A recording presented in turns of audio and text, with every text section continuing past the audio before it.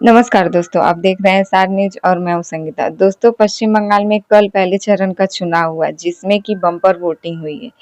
यह पश्चिम बंगाल के इतिहास में पहली बार ऐसा हुआ है कि चुनाव में 92% लोगों ने वोट किया है, जिसमें कि 92% वोटिंग जिसके बारे में इलेक्शन कमीशन ने जानकारी दी है। और इलेक्शन कमीशन की जानकारी के हिसाब से यह 92% वोटिंग जो हुई है, यह अभी तक बंगाल के इतिहास में पहली बार हुआ है।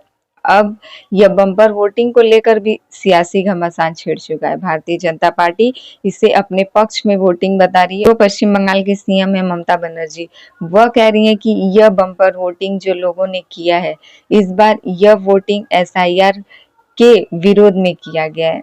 जिन लोगों का नाम वोटर लिस्ट से हटा दिया गया है, जिनके घर परिवार के लोगों का नाम वोटर लिस्ट से काट दिया गया है, उसके गुस्से को जाहिर करने के लिए यह बम्पर वोटिंग इस बार की गई है। तो वहीं भारतीय जनता पार्टी का यह कहना है कि इस बार बंगाल को भयमुक्त बनाने के लिए और भरोसे के लिए, विश्वास के लिए यह बम्पर वोटिंग हुई है। भारतीय जनता पार्टी की तरफ से गृह मंत्री अमित शाह कई दिनों से बंगाल में आए हुए हैं चुनाव प्रचार रोड शो के लिए, और वह अमित शाह पहले चरण का चुनाव खत्म होते ही उनका कहना है कि यह बंगाल की जनता ने बदलाव के लिए वोटिंग किया है। वहीं हमारे देश के प्रधानमंत्री नरेंद्र मोदी, वह कल से पश्चिम बंगाल दौरे पर आए हुए हैं। उनका पश्चिम बंगाल के हावड़ा में जो है रोड शो रहता है, और वह रोड शो के दौरान सभी जनता से मिलते हैं, जिनको देखने के लिए काफी लोगों का भीड़ भी इकट्ठा रहता है। और उन सभी के बाद से पीएम मोदी जो है वो पहुंच जाते हैं दमदम, और आज सुबह उन्होंने दमदम से एक जनसभा को संबोधित किया और उन्होंने कहा कि के रोड शो के दौरान जितने भी जनता, सभी महिलाएं, बुजुर्ग, जितने भी युवा उनको देखने के लिए आए हुए थे, और जितने भी सबका सपोर्ट उनको मिल रहा है, उन लोगों की भीड़ की वजह से नरेंद्र मोदी कहते हैं कि उनको ऐसा लगता है कि ऐसा उनको विश्वास है कि इस बार पश्चिम बंगाल में बंगाल की जनता जो पहले चरण के चुनाव में बम्पर वोटिंग की है, वह बदलाव के लिए किया गया है। भय और भरोसे के मुद्दे पर वोटिंग किया गया है। यह सभी भारतीय जनता पार्टी के लोग जो है इसे अपने पक्ष में मान रहे हैं। और वहीं सीएम ममता बनर्जी जो है वह साफ साफ अब यह भी कहती हुई नजर आ रही है कि उनको किसी पद की जरूरत नहीं है, वह केवल दिल्ली से भारतीय जनता पार्टी की सरकार को हटाना चाहती हैं। अब इस पर भी भारतीय जनता पार्टी ने एक अलग ही टॉपिक बनाकर जनता के सामने यह कह रही है कि सीएम ममता बनर्जी शायद पहले चरण के चुनाव से डर गई, या फिर उनको अब सत्ता हाथ से जाने का भय सताने लगा है। इसीलिए वह कह रही है कि उनको किसी पद की जरूरत नहीं है, वह केवल दिल्ली से भाजपा की सरकार हटाना चाहती है। तो जो पश्चिम बंगाल में कल पहले चरण का चुनाव हुआ 152 सीटों पर, जिसमें कि 92% लोगों ने वोटिंग की है, यह इतिहास में पहली बार ऐसा हुआ है कि इतनी बम्पर वोटिंग की गई है। अब यह किसके पक्ष में जा रही है, इसमें क्या भारतीय जनता पार्टी की जीत होती है या फिर टीएमसी की? अभी एक चरण का चुनाव जो है वह बाकी है, जो कि 29 अप्रैल को होने वाला है।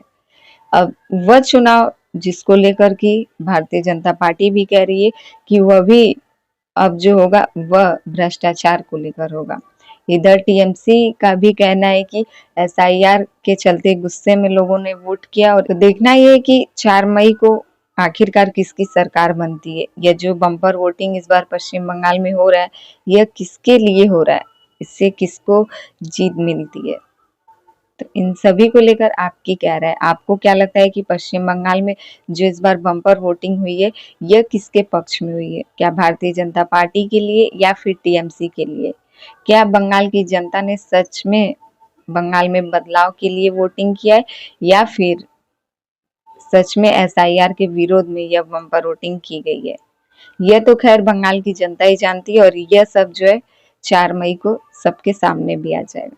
लेकिन जिस तरीके से भारतीय जनता पार्टी पहले चरण के चुनाव के बाद से अभी तक यह विश्वास के साथ कह रही है कि पश्चिम बंगाल में कमल आ रहा है, यानी कि पश्चिम बंगाल में कमल खिल रहा है, भारतीय जनता पार्टी सत्ता में आ रही है, बहुत ही दावे के साथ पीएम मोदी, अमित शाह, सबका यही कहना है कि पश्चिम बंगाल में भाजपा की सरकार 4 मई को आ रही है। वहीं पहले चरण के चुनाव में जो कि 152 सीटों का चुनाव था और पहले चरण के चुनाव में ही कई जगह से बहुत ही खबर भी निकल कर आ रही थी हिंसा की, जिसको लेकर भी अमित शाह यह कह देते हैं कि पहले चरण के चुनाव में टीएमसी के गुंडों ने जो किया है वह अब पहले चरण के चुनाव में ही रहने दें। अगर दूसरे चरण के चुनाव के दिन टीएमसी के गुंडे घर से बाहर आते हैं तो उनको उल्टा लटकाने का काम और उनको उल्टा लटकाकर सीधा करने का काम यह भारतीय जनता पार्टी करेगी। यानी कि टीएमसी के गुंडों को घर में रहने के लिए कहते हैं और उनको बाहर निकलकर जिस तरीके से वह लोग हिंसा फैलाते हैं उसको वह न करने के लिए कहते हैं। फिलहाल इस पर ममता बनर्जी अभी तक कोई भी बयान नहीं दिए, लेकिन देखना ये है कि आखिरकार पश्चिम बंगाल में अब पहले चरण का चुनाव खत्म होने के बाद से दूसरे चरण के लिए भारतीय जनता पार्टी और टीएमसी क्या कुछ तैयारियां करती हैं। इन सभी को लेकर आपकी क्या राय कमेंट करके जरूर बताइएगा। हमारे चैनल पे नए हैं तो प्लीज हमारे चैनल को सब्सक्राइब कर दें और वीडियो पसंद आए तो लाइक कमेंट जरूर कीजिएगा।